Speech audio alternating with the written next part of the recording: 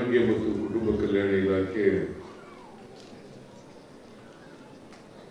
ಬಹಳ ಪ್ರಮುಖವಾದಂತಹ ಇಲಾಖೆ ಅಂತಕ್ಕಂಥ ಮಾತುಗಳನ್ನು ಈ ಸಂದರ್ಭದಲ್ಲಿ ಅದಕ್ಕೆ ಬಯಸ್ತಾ ಇದ್ದಾರೆ.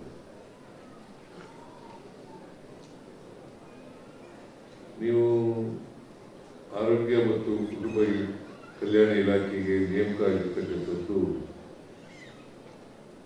ಕೇವಲ ವೃತ್ತಿಗೋಸ್ಕರ ಅಥವಾ ಉದ್ಯೋಗಕ್ಕೋಸ್ಕರ ಅಲ್ಲ.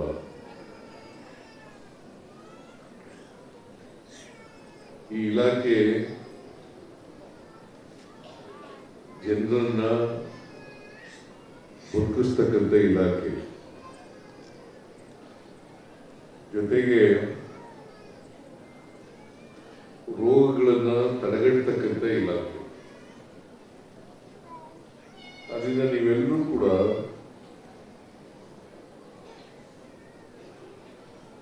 ಎಲ್ಲರನ್ನ ಬದುಕಿಸ್ತಕ್ಕಂಥವರು ಅಂತಕ್ಕಂಥದನ್ನ ಸದಾ ಜ್ಞಾಪಕದಲ್ಲಿ ಇಟ್ಕೋಬೇಕು ಅಂತೇಳಿ ಹೇಳಲಿಕ್ಕೆ ಬಯಸ್ತಾ ಇದ್ದೇನೆ.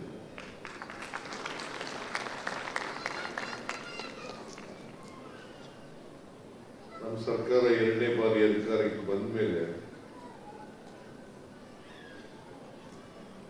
ಖಾಲಿ ಇರ್ತಕ್ಕಂಥ ಹುದ್ದೆಗಳನ್ನ ಹಂತ ಹಂತವಾಗಿ ಭರ್ತಿ ಮಾಡ್ತೀವಿ ಅಂತೇಳಿ ನಾವು ಜನರಿಗೆ ಕೊಟ್ಟಿರ್ತಕ್ಕಂಥ ಭರವಸೆ ಭರ್ತಿ ಆಗಲೇಬೇಕು. ಯಾಕಂತಂದ್ರೆ ನೀವೆಲ್ಲರೂ ಕೂಡ ಜನರ ನಡುವೆ ಮತ್ತು ಸರ್ಕಾರದ ಜೊತೆ ಸೇತುವಾಗಿ ಕೆಲಸ ಮಾಡ್ತಕ್ಕಂಥವ್ರು.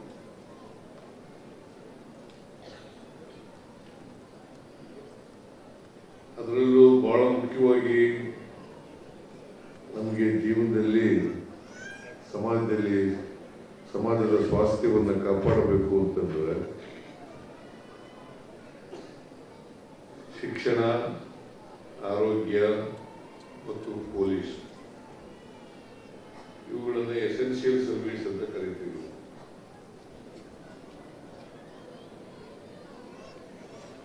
ಇವು ಹೆಚ್ಚು ಖಾಲಿ ಇರಬಾರದು ಮತ್ತು ಹೆಚ್ಚು ಕಾಲ ಇರಬಾರದು. ಅದಕ್ಕೆ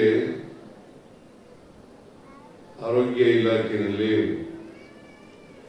ಖಾಲಿ ಇರ್ತಕ್ಕಂಥ ಹುದ್ದೆಗಳನ್ನ ಭರ್ತಿ ಮಾಡಬೇಕು ಅಂತೇಳಿ ಸರ್ಕಾರ ತೀರ್ಮಾನ ಮಾಡಿದೆ.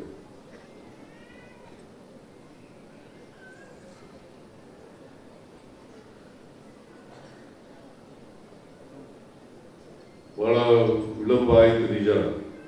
ಕಾರಣಾಂತರಗಳಿಂದ ವಿಳಂಬ ಆಯಿತು. ಒಳ ಮೀಸಲಾತಿ ಸಮಸ್ಯೆ ಇತ್ತು. ಈಗ ಸಮಸ್ಯೆ ಬಗೆಹರಿದಿದೆ. ಅದರಿಂದ ಇತ್ತೀಚಿನ ದಿನಗಳಲ್ಲಿ ನಾವು ವಿಶೇಷವಾಗಿ ಶಿಕ್ಷಣ, ಆರೋಗ್ಯ ಮತ್ತು ಪೊಲೀಸ್ ಇಲಾಖೆಯಲ್ಲಿ ಖಾಲಿ ಇರ್ತಕ್ಕಂಥ ಹುದ್ದೆಗಳನ್ನ ಶೀಘ್ರ ಭರ್ತಿ ಮಾಡಬೇಕು ಅಂತಕ್ಕಂಥದ್ದು ನಮ್ಮ ಉದ್ದೇಶ. ಅದಕ್ಕೋಸ್ಕರ ಈ ಇಲಾಖೆಗಳಲ್ಲದೇನೆ ಬೇರೆ ಇಲಾಖೆಗಳಲ್ಲೂ ಕೂಡ ಖಾಲಿ ಇರ್ತಕ್ಕಂಥದ್ದು ಸುಮಾರು 2.5 ಲಕ್ಷಕ್ಕೂ ಹೆಚ್ಚು ಹುದ್ದೆಗಳು ಖಾಲಿ ಇದ್ದಾವೆ. ಇವುಗಳನ್ನ ಹಂತ ಹಂತವಾಗಿ ಭರ್ತಿ ಮಾಡಬೇಕು ಅಂತಕ್ಕಂಥದ್ದು ಸರ್ಕಾರದ ಉದ್ದೇಶ ಅಂತಕ್ಕಂಥ ಮಾತುಗಳನ್ನ ಹೇಳಲಿಕ್ಕೆ ಬಯಸ್ತಾ ಇದ್ದೇನೆ. ಇವೆಲ್ಲವೂ ಕೂಡ ನೇಮಕಾತಿಗಳು ಕೌನ್ಸಿಲಿಂಗ್ ಮೂಲಕ ಮಾಡ್ತಾ ಇದ್ದೀವಿ. ಯಾಕಂತಂದ್ರೆ ಭ್ರಷ್ಟಾಚಾರ ತೆಗೆದಾಕಬೇಕು ಅಂತಕ್ಕಂಥದ್ದು ಸರ್ಕಾರದ ಆಶಯ. ಹಾಗಾಗಿ ಕೌನ್ಸಿಲಿಂಗ್ ಅನ್ನ ಸುಮಾರು 6,000 5,700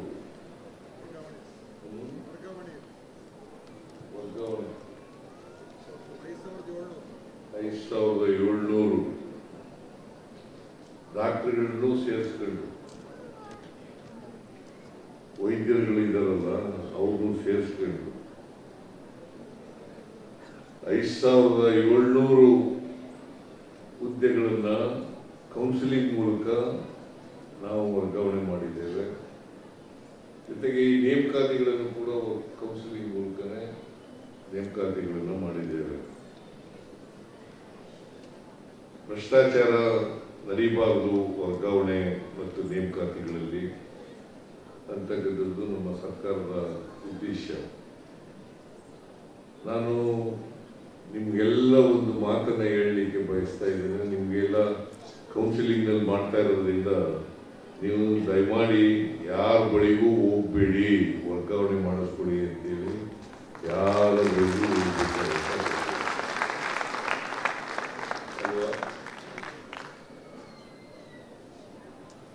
ಯಾರ ಬಳಿಗೂ ಹೋಗ್ಬೇಡಿ.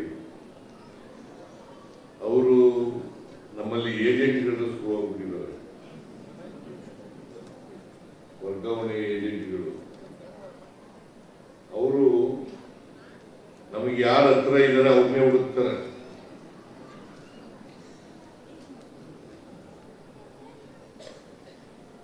ಅವ್ರಿಗೂ ದುಡ್ಡು ಕೊಡಬೇಕು, ಮತ್ತೆ ಅಧಿಕಾರಿಗಳಿಗೂ ದುಡ್ಡು ಕೊಡ್ತಕ್ಕಂಥ ಕೆಲಸವನ್ನು ಮಾಡಬೇಕು. ಇದು ಯಾರು ದಯಮಾಡಿ ಇನ್ಮೇಲೆ ಮಾಡಬಾರದು ಅಂತಕ್ಕಂಥ ಮಾತುಗಳನ್ನು ಹೇಳಲಿಕ್ಕೆ ಬಯಸ್ತಾ ಇದ್ದೀನಿ. ಯಾಕೆಂದ್ರೆ ನಾನು 40 ವರ್ಷಕ್ಕೂ ಹೆಚ್ಚು ಕಾಲ ಮಂತ್ರಿಯಾಗಿ, MLA ಆಗಿ, ವಿರೋಧ ಪಕ್ಷದ ನಾಯಕನಾಗಿ, ಮುಖ್ಯಮಂತ್ರಿಯಾಗಿ ಕೆಲಸ ಮಾಡಿದ್ದೀನಿ. ಈಗ ಮೊದಲು ಶುರುವಿನಲ್ಲಿ ಇರಲಿಲ್ಲ ಅಷ್ಟೊಂದು, ಈಗ ಹೆಚ್ಚಾಗ್ತಾ ಇದೆ. ನೀವೆಲ್ಲ ಆರೋಗ್ಯ ಇಲಾಖೆಯನ್ನು ಬಯಸಿ ಬಂದಿರತಕ್ಕಂಥದ್ದು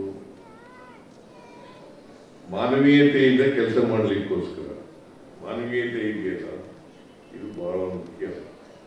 ನಿಮ್ಮಲ್ಲಿ ಯಾವುದೇ ಜಾತಿ ಧರ್ಮ ಯಾವುದು ಬರಲ್ಲ, ಮಾನವೀಯತೆ ಒಂದೇ.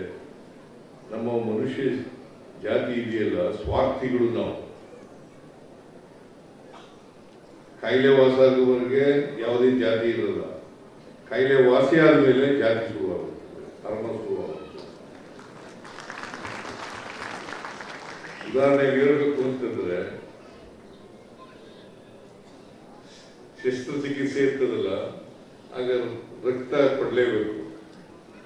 ಆ ರಕ್ತ ಕೊಡುವಾಗ ಯಾವ ಜಾತಿಯನ್ನಾದರೂ ರಕ್ತ ತಗೋತೀವಿ ಅಲ್ವಾ?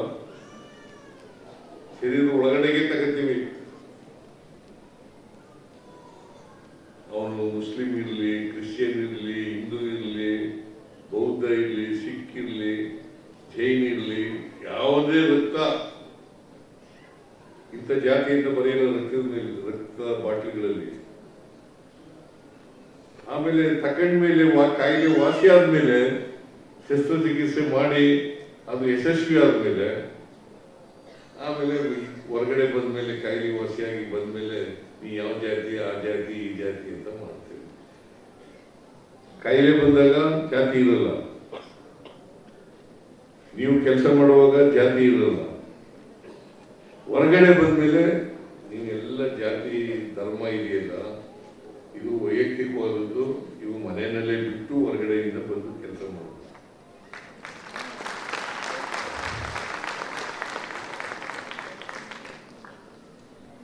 ಅದರಿಂದ ನೀವೆಲ್ಲರೂ ಕೂಡ, ನಾವು ಅದಕ್ಕೆ ಇಂಗ್ಲಿಷ್ನಲ್ಲಿ ಒಂದು ನಾಣ್ಣುಡಿ ಇದೆ, prevention is better than cure. ಅಲ್ವೇನಮ್ಮ? Prevention is better than cure. ಅದನ್ನ ಚಾಚು ತಪ್ಪದೆ ಮಾಡ್ತಕ್ಕಂಥದ್ದು ಅತ್ಯಂತ ಅವಶ್ಯ. ಬಂದ ಮೇಲೆ ವಾಸಿ ಮಾಡ್ತಕ್ಕಂಥದ್ದು ಒಂದು ಭಾಗ, ಬರದ ರೀತಿ ನೋಡ್ಕೊಳ್ತಕ್ಕಂಥದ್ದೇ ಇನ್ನೊಂದು ಭಾಗ. ಅದಕ್ಕೋಸ್ಕರ ನೀವೆಲ್ಲರೂ ಕೂಡ ಆರೋಗ್ಯ ಇಲಾಖೆ ಈಗ ನೀವು ಡಾಕ್ಟರ್ಗಳಷ್ಟೇ ಇಂಪಾರ್ಟೆಂಟು, ನರ್ಸ್ಗಳಿರ್ಬೋದು, ಡ್ರಗ್ ಇನ್ಸ್ಪೆಕ್ಟರ್ ಇರ್ಬೋದು, ಎಂಥದ್ದು ಈಗ ಫಾರ್ಮಸಿಸ್ಟ್ಗಳು, ಇವರೆಲ್ಲ ಯಾರೇ ಇಲ್ಲಿ